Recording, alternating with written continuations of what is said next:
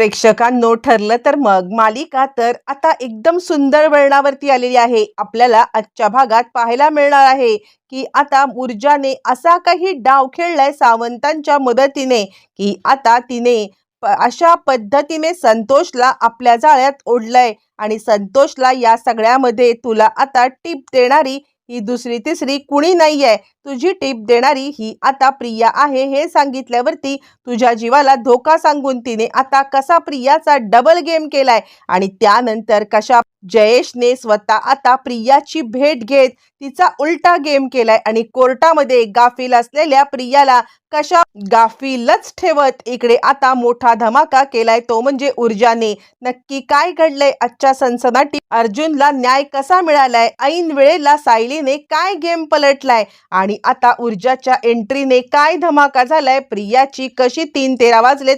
प्रेक्षकांनो आपण पाहिले की अधिराजला ती लाडीगुडी लावून घेऊन आलेली आहे, ती म्हणजे आता इकडे लोणावळ्याला। ज्या वेळेला ती अधिराजला लाडीगुडी लावत लोणावळ्याला घेऊन आले आणि त्याच वेळेला मग आता इकडे प्रियाने विचार केलेला आहे, नाही काहीही झालं तरी सुद्धा मला आता भेट घ्यायला पाहिजे, ती म्हणजे इकडे संतोषची। आणि तिने आता आपल्या गोड गोड गोड गोड बोलण्याने आता मात्र लोणावळ्यात गुंगारा दिलाय आणि त्यानंतर मग आता इकडे अधिराज सांगत आहे की आपण आता छानपैकी 24 तास एन्जॉय करायचे। प्रिया म्हणते 1च मिनिट, या लोणावळ्यात माझं अगदी 15 मिनिटाचं एक काम आहे, ते काम करून मी येऊ का? त्यावरती अधिराज म्हणतो अजिबात नाही, 15 मिनिटं मी तुला 15 सेकंद काय 1 सेकंदासाठी सुद्धा आता लांब सोडू शकत नाहीये।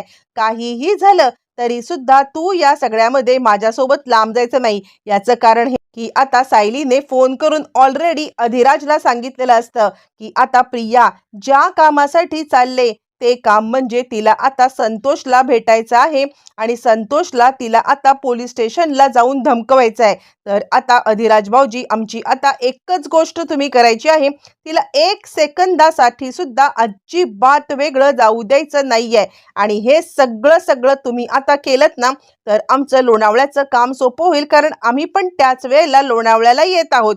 यावरती मग आता लगेचच इकडे सांगायला लागतो तो म्हणजे अधिराज काळजीच करू नका वहिनी तुम्ही, मी ताबडतोब लोणावळ्यात पोचत आहे आणि बिलकुल चिंता करायची काहीच गरज नाहीये। मी आता हिला 24 तास कुठेही सोडत नाहीये, कळेल का?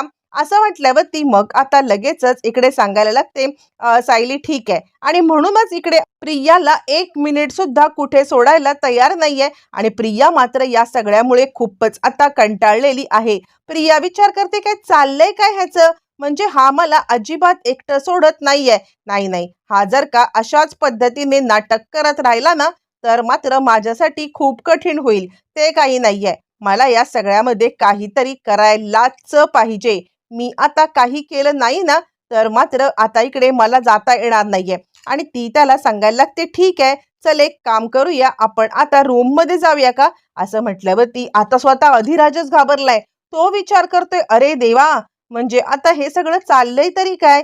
ही आता बाई इतकी विचित्र आहे, लग्न झालंय तरी सुद्धा लग्न होऊन ती आता या सगळ्यामध्ये मला आता अशा पद्धतीने जवळीक करते, मला स्वतःला लाज वाटते। आणि त्यानंतर तो म्हणतो चल आणि तो विचार करतो अरे बापरे रूम मध्ये गेल्यावरती काय करू, पण रूम मध्ये गेल्यावरती त्याला काही करायची गरजच पडत नाहीये।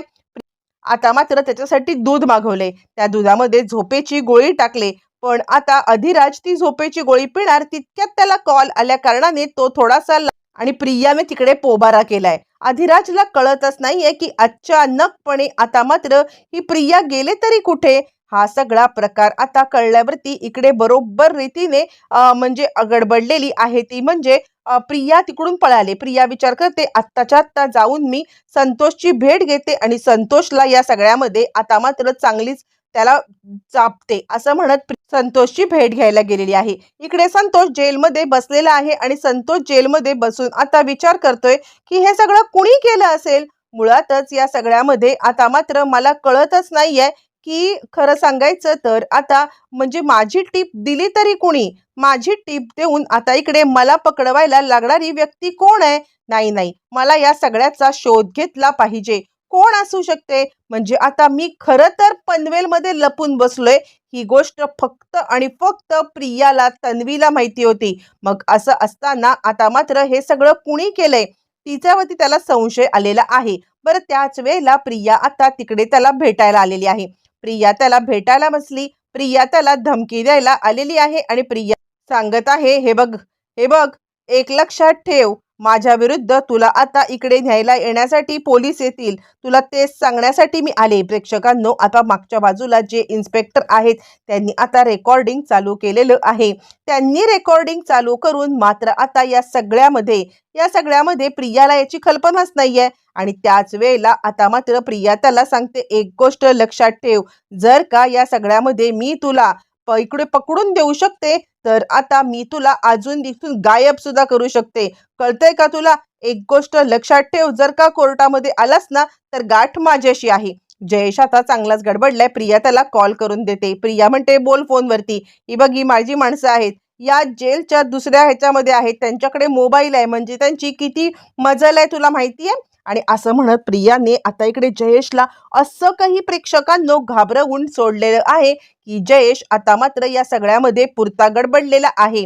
आणि त्यानंतर प्रिया तिकडून निघून जयेश आता विचार करत बसतोय, "नाही नाही, काहीतरी मला आता करायला पाहिजे. ही मला अजिबात सोडणार नाहीये. स्वतः मी खून केलाय, पण मला खुनाच्या आरोपामध्ये अडकवायला ही बाई कमी करणार नाही." असा जयेश विचार करत बस. बरं तोपर्यंत लोणावळ्याला पोचून आता ऊर्जा इकडे सायलीला कॉल करते. सायलीला आणि त्यानंतर ती सांगायला लागते, "मी लोणावळ्याला आलेली आहे आणि तू चिंता करू नकोस. मला आता जयेश सापडलाय आणि मला एक गोष्ट समजलेली आहे की तिकडे प्रियाने त्याची ऑलरेडी भेट घेतलेली आहे." त्यावरती सायली सांगायला लागते, "पण मग प्रियाने त्याला मॅन्युपुलेट केलं असेल ना, म्हणजे आपला डाव फसला." यावरती ऊर्जा म्हणते, "तुला वाटलं तरी काय?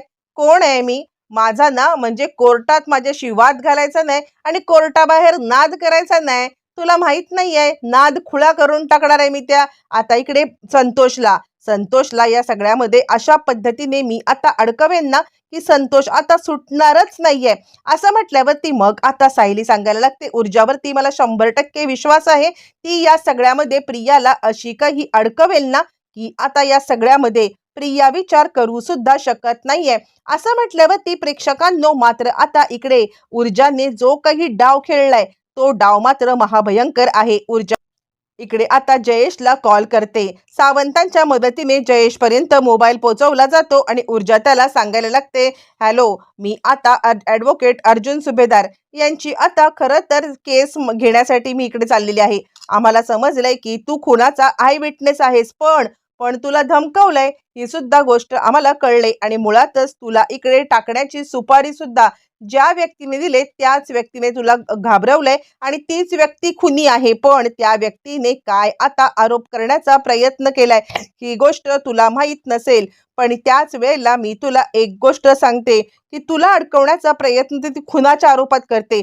तसे पुरावे गोळा केलेत." जयेश सांगतो, "मला सोडायचं इथून." यावरती ऊर्जा सांगते, "मी तुला भेटायला येते." ऊर्जा जयेशला भेटायला येते. जयेशला भेटायला आल्यावरती ऊर्जा आता सांगायला लागते, "हे बघ, जे काही चाललंय ना ते सगळं तुझ्या विरोधात खूप मोठं कांड रचलं जातंय. तुझ्या विरोधामध्ये हा खूप मोठा पुरावा आहे आणि त्यासाठी तुला जर का आता कोर्टामध्ये येणं जमलं तर मात्र कोर्टामध्ये येत आता तुला या सगळ्यामध्ये साक्ष द्यायला पाहिजे. तर आणि तरच तू या सगळ्यामधून वाचशील. नाहीतर नाहीतर मात्र प्रिया तुला खुनाच्या आरोपाखाली अडकवेल, कारण आता तुझे फिंगरप्रिंट त्या आता ग्लासावरती सापडलेत."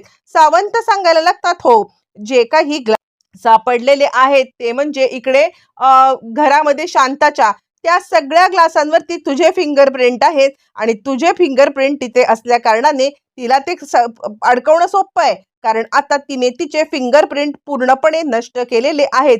तिचे फिंगरप्रिंट नष्ट करून तिने आता तुला अडकवण्याचा प्रयत्न केलाय. एक गोष्ट लक्षात ठेव, जर का आता या सगळ्यामध्ये तू अडकलास मग मात्र तुझं सगळं काम तमाम झालेलं आहे." असं म्हटल्यावर ती प्रेक्षकांनो जयेश आता पुरता घाबरलाय. काय करावं त्याला काही कळायला मार्ग नाहीये आणि जयेशने या सगळ्यामध्ये सपशेल आता माघार घेतलेली आहे.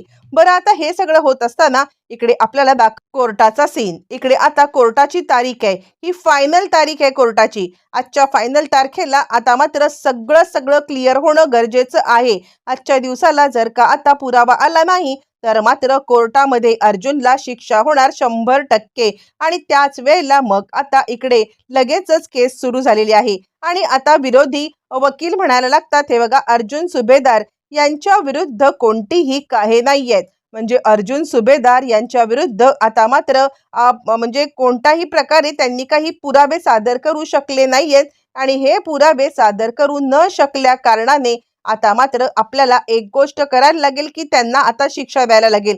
कोर्टाचा टायमिंग संपायच्या आज जर का यांचा आय विटनेस आला नाही तर मात्र यांचे आता 3:13 वाजणार आहेत. त्यावरती सायलीला मात्र ठाम विश्वास आहे.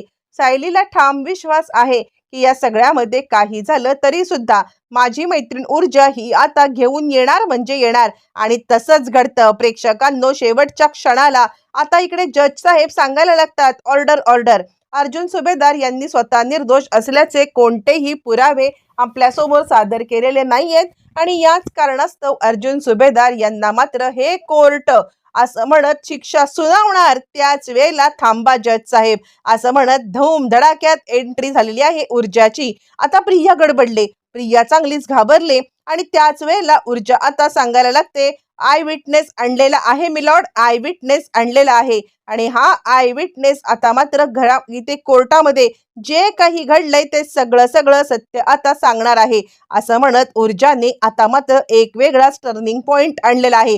प्रेक्षकांनो बघा, हा इथे आता आय विटनेस हा आता एकदम वेगळाच आय विटनेस आणण्यात आलेला आहे आणि त्यानंतर सगळेजण आय विटनेस कडे पाहतायत. पण त्याच वेळेला आता कोर्टामध्ये आपल्याला समोर आलेली व्यक्ती एक वेगळीच दिसते, कारण इथे आता एक वेगळाच टर्न घेतलेला आहे. ज्या वेळेला सायलीने ऊर्जाला सांगितलेलं आहे, हे फ्लॅशबॅक मध्ये आपल्याला दाखवलं जातं, सायलीने ऊर्जाला सांगितलेलं असतं की कोर्टामध्ये अर्जुन सरांना निर्दोष सिद्ध करायचं आहे, पण प्रियाला सध्या सगळ्यांच्या समोर दोषी नाही सिद्ध करायचं आहे, कारण हे सगळं करणं खूप मोठं मुश्किल जाईल. असं म्हटल्यावरती मग आता लगेचच इकडे सांगायला लागते सायली, फक्त अर्जुन सरांना निर्दोष सिद्ध करायचं आहे आणि हे सगळं करताना तू काय करायचं हे तुला चांगलंच माहिती आहे. असं म्हटल्यावरती ऊर्जा म्हणते, काळजी करू नकोस. इकडे तोपर्यंत ऊर्जाने कोर्टामध्ये सादर केलंय ते म्हणजे आता इकडे संतोषला कोर्टामध्ये हजर केल्यावरती आता ऊर्जा सांगायला लागते, बोल, जे काही खरं खरं आहे ते सांग. आता मात्र संतोष इकडे कोर्टासमोर जे काही सांगणार त्यानंतर प्रेक्षकांनो आपल्याला स्वतःलाच मुळात धक्का बसतोय की हे असं त्यांनी का सांगितलेलं आहे. आणि मुळातच या सगळ्यामध्ये गोष्ट पुढची अशी घडलेली आहे की आपल्याला आता इकडे जयेश सांगतो आहे की हा खून मी केलाय. प्रेक्षकांनो, आता इकडे संतोषने आपल्यावरती आरोप घेतलेला आहे. आता हे सगळं का घडलंय, ऊर्जाचा काय गेम आहे. प्रिया टोटली कन्फ्यूज झाली. प्रियाला असं वाटतंय की हा मला घाबरलाय, यांनी मला घाबरून हे केलंय. पण आता ही केसची हिअरिंग सगळ्यांच्या समोर आहे. पण त्यानंतर कोर्टामध्ये आता असा एक वळण येणार आहे की त्या वळणामध्ये आणि त्यानंतर मग ही हिअरिंग समोर, पण नंतर जज साहेबांच्या केबिनमध्ये पद्धतशीररित्या हिअरिंग होत असताना मात्र आता या सगळ्यामध्ये प्रिया खुनी आहे हे पुराव्यासकट समोर येणार आणि इथून मालिका एका वेगळ्याच टर्नवरती जाणार आहे.